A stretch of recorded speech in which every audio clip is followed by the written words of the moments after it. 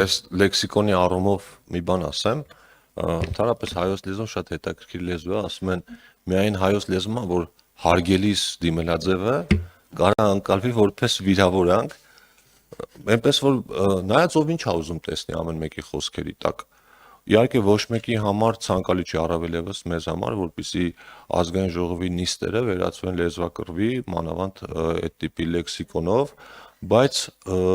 ունենք այնինչ ունենք, ու իմ կարծիքով շատ ավելի կարևոր է, թե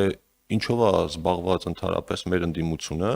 մեր ընդդիմությունը զբաղված է հենց այս տիպի իրավիճակներ գեներացնելով։ Ես ամբիոնից էլ ասեցի, միջև այդ քաշքշոցը տեղի ունենալ, ես մոտեցա Սեյրան Օհանյանին եւ Արծվիկ Մինասյանին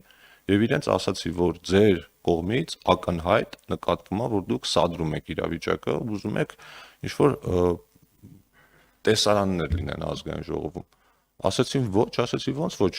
ինչ որ բաներ է կատարում ձեր շարքերում, դուք հանգիստ նստած եք, ոչ մի բան չեք անում, գործողություններ արեք, կոչ արեք հանդարտության, ոչինչ չարեցին եւ վերջում արդեն դրանից հետո իրենց ասացի տեղի ունեցավ, այն ինչ տեղի ունեցավ։ Ու ընդհանրապես ընդդիմության հետ կապված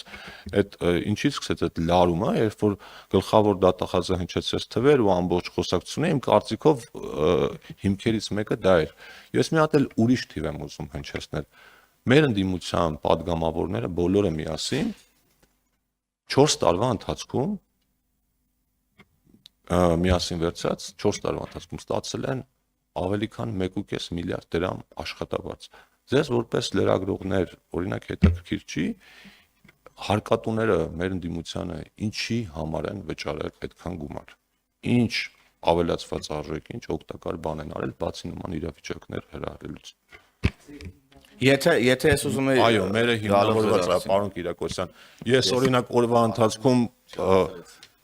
մի քանի քաղաքացիների, շաբաթվա ընթացքում մի քանի ոլորտների ընկերությունների հարցերով զբաղվում եմ։ Հազարատ կարող է լավ կամ վատ, բայց աշխատում եմ։ Բայց որևէ առաջարկ, որը որ կբխի որևէ կոնկրետ ոլորտի կամ որևէ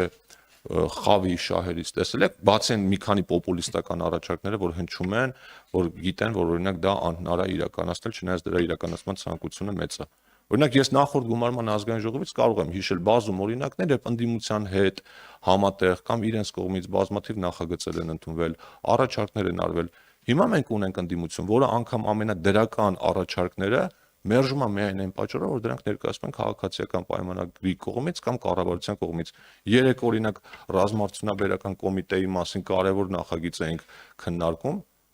հետո պաշտպանությունից են, չէ՞, խոսում պաշտպանունակությունից։ Մարդիկ մի մասը դե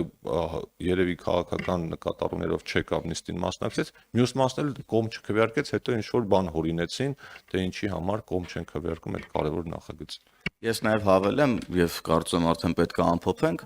որպես խմբակցության քարտուղար, նաև մեր ժողովրդի համար, ձեր համար ես հստակ կարող եմ ասել, որ քաղաքացիական պայմանագիր յուրաքանչյուր падգամավոր խմբակցության հստակ կարող է ցանկացած պահի իր աշխատանքի հաշվետվությունը ներկայացնել եւ ցույց տալ, թե ինչ է արել իր ողջ ուրեմն գործունեության ընթացքում այս տարիներին ազգային ժողովի падգամավոր լինելով։ Այսօր էլ օրինակ ժամը 12-ին մենք այս դահլիճում ամբողջ խմբակցությունը ազգային ժողովի շենքում է լինելու, մենք աշխատում ենք, չնայած նիստեր չկան, ընդդիմությունը էլի չկա, նիստ կա չկա, իրանց հետաքրքիր չի, եւ այս